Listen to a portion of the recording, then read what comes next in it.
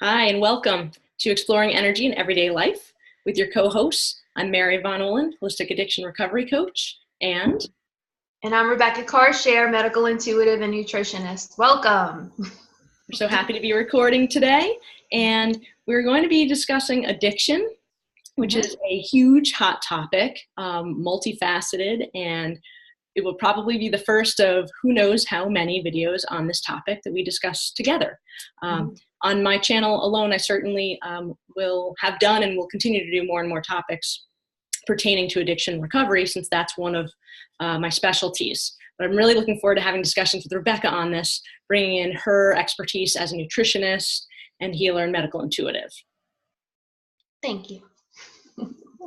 So, Rebecca, chime in when you're ready, but I just wanted to say that, so addiction is such a broad topic, obviously. Yeah. People usually think about, first and foremost, maybe drug addiction. There's so many types of drugs that have different effects on the body and mind and spirit. Alcoholism, of course, being one of the primary addictions. But of course, there's sugar addiction, caffeine addiction, and those are talking about substances. There's also even, you could be addicted to anger, to work, to gambling, to sex, sex and love addiction. These different things that we might call a process addiction, or something that's more behaviorally involved rather than consuming a substance.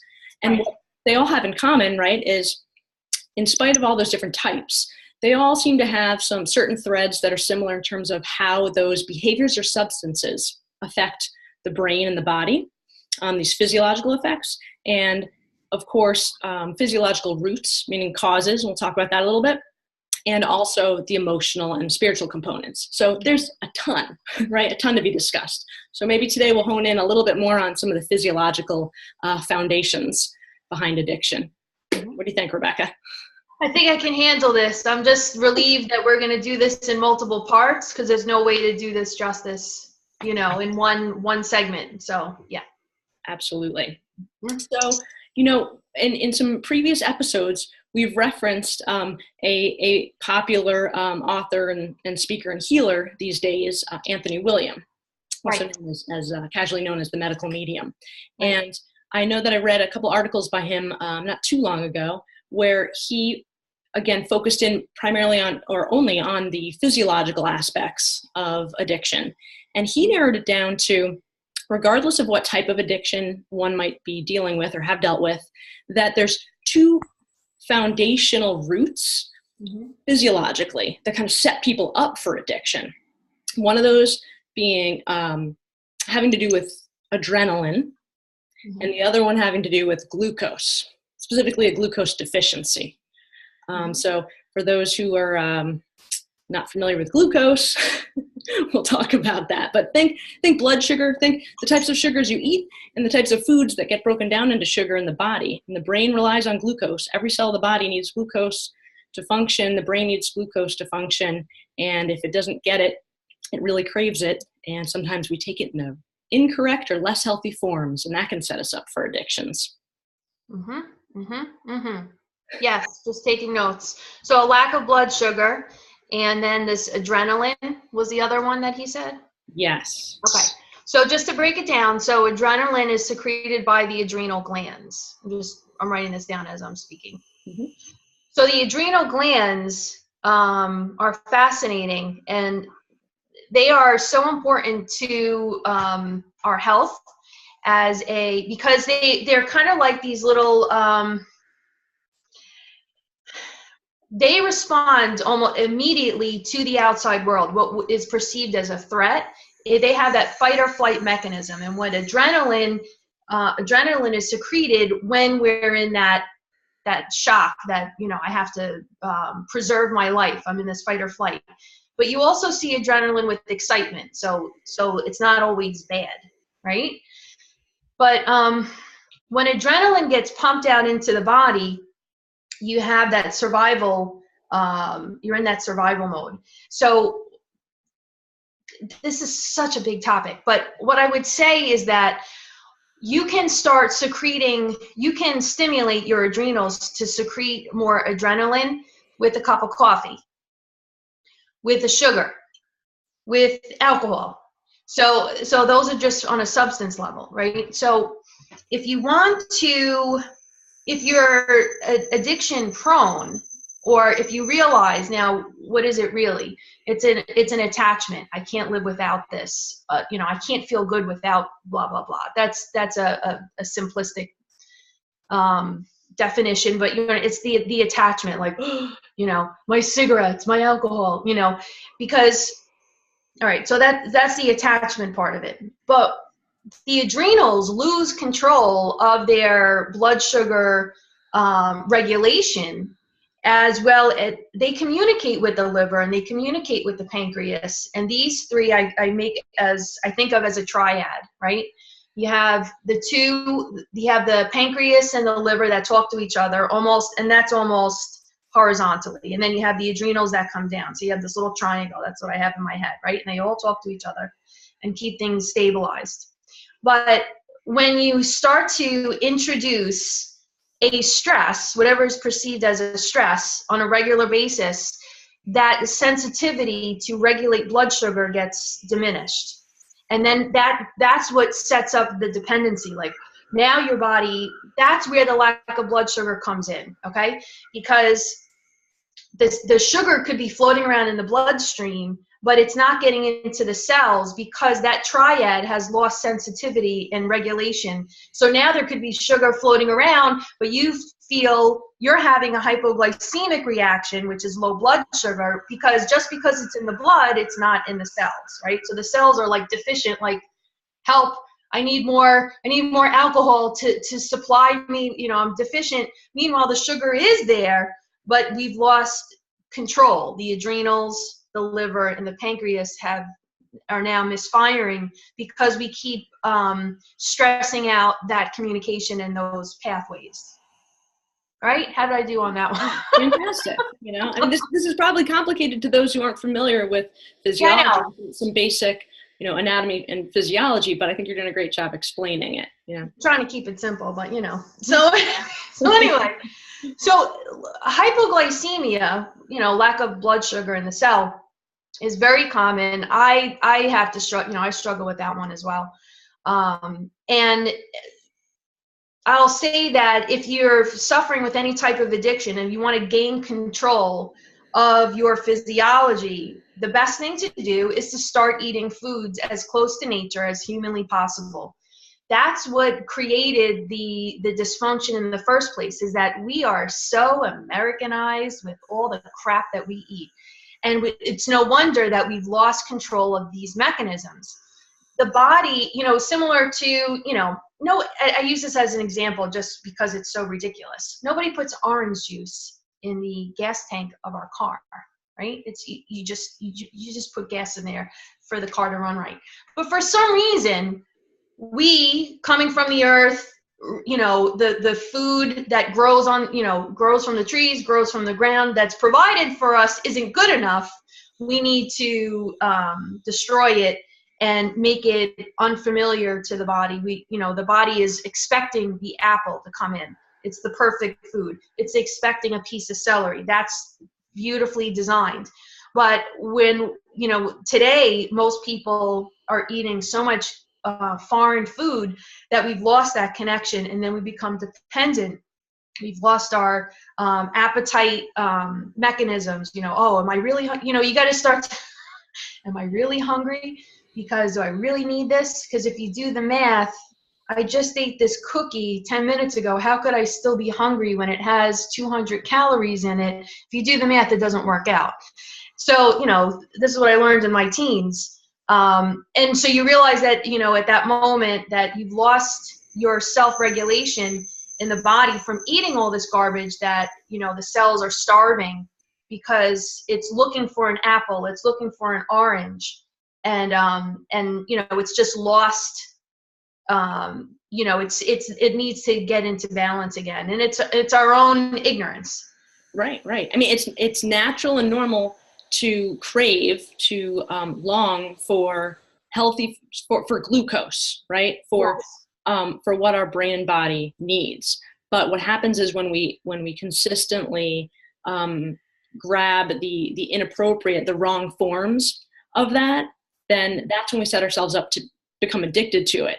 Yeah. So, and the wrong forms being, there's all sorts of things that will give us glucose, but not the healthy forms like you talked about. So not from fruits and vegetables, but whether it's processed foods, bread and pasta, candy, sugar, soda, anything with sugar in it, really chocolate. When we're craving those things, really our brain is craving fruits and vegetables. But we just, like you said, we're so, well, for all the reasons that we are in this society as it is today, we quickly are more apt to reach for conveniently and ignorantly, etc., to reach for the wrong things. And then, like you said, then it just sets our system up and things go haywire, essentially.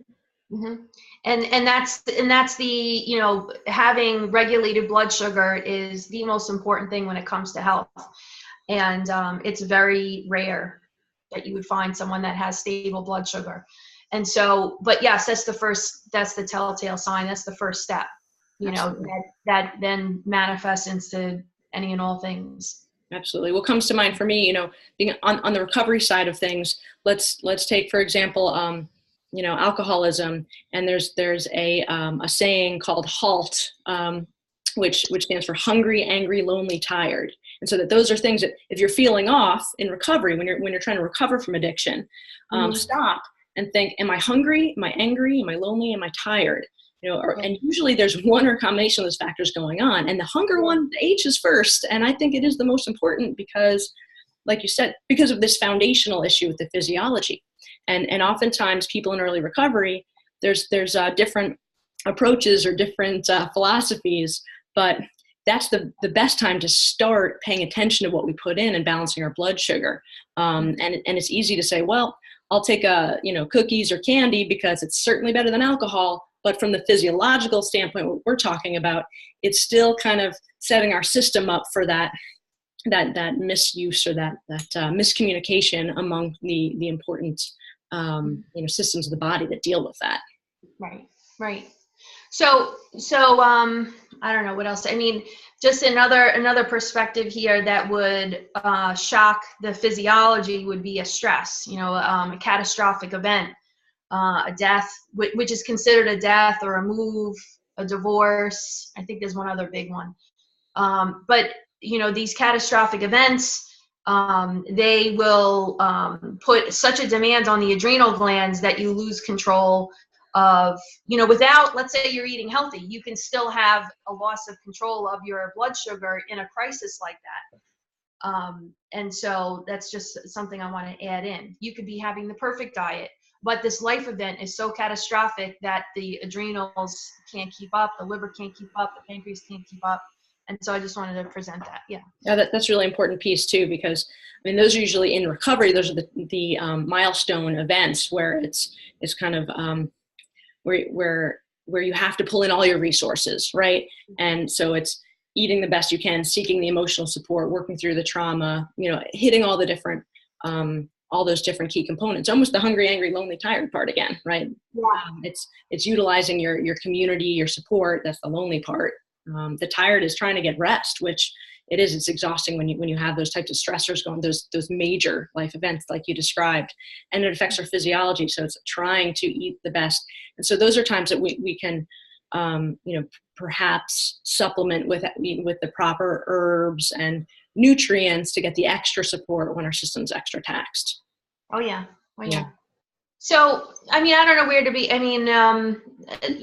don't know if we want to pause here or go into, that's totally up to you. Yeah, I think this is a good pausing point. There, like we said, there's so much to discuss here. We just wanted to kind of set up the beginning of the discussion and some of these foundational issues on the physiological level. And we will be back to talk about more in future episodes and go into more detail. And the truth is, when we think about the opioid epidemic right now, think about alcoholism, it's always been an epidemic, frankly. Think about even still the fact that people still even purchase cigarettes and smoke blows my mind. Certainly sugar addiction. When you think about all the different types of addictions combined, you'd be hard pressed to find someone who's not affected either directly or through someone they know. So it's certainly a topic that I think it's important for everyone to learn about, because we're all susceptible on some level. Oh, most certainly, most certainly. So let me, so just quickly, just to wrap it up, I want to say, if you suspect that you've lost control over your blood sugar, and when you're craving the wrong foods, then fight the urges, or whatever substance it is. Fight the urges by you have to force yourself in the beginning to eat lots of lean protein and vegetables and fruits until the craving subsides. So that could be weeks, who knows, but you fight it. You fight it in the beginning because your body is still programmed in the old way. So just do that. And the next thing is simply walking. When I learned total body modification, the correction as a practitioner to reset someone's blood sugar is to test their legs, to test the muscle test each leg.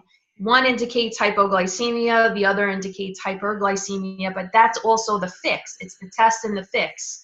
So, and he was explaining, what I learned was that just walking, getting the legs moving, you're resetting the endocrine system and the blood sugar levels, and getting your liver to be more sensitive to the sugar that's in the cells and in the blood. So that would be my two things to suggest, would be to start there no matter who you are. Right. And I remember when I was studying some TBM that I think the way it was explained too is that we have these we have like adrenaline receptors in our legs, in our quadriceps, because that's sets us up for the fight or flight. That's the flight part. So literally, so we have the extra energy in our legs to run when there's a threat. It's very interesting. So it makes sense that we're talking about kinesiology, that we go to the muscles in the legs to muscle test to see what's going on in terms of adrenaline response. Very cool. And blood sugar. Yeah. So and just to add on to what Rebecca said, if you're concerned about, not knowing where is your physiology at in terms of the health of your blood sugar, of your liver, of your pancreas, of all these different organs and systems in the body involved with and affected by addictive processes, certainly, reach out to us. And if you want specific, more customized and specific recommendations, especially from Rebecca in terms of the physiology, I can give you, when I work with clients, I try to address the basics and then refer out for the specifics. So a lot of the times sometimes people are overwhelmed and they just want to learn in general how to balance their blood sugar in terms of what types of foods and when. The frequency of eating is also very important. And I deal more commonly with the emotional and spiritual aspects of addiction, but we're both here as resources for you. So our contact info is below. If you have questions or want to reach out for a distance appointment, we are available. And thank you for tuning in. Look forward to future episodes. Oh, yes. It's just the beginning, as I always say. Thanks for watching. Thanks. See you next time.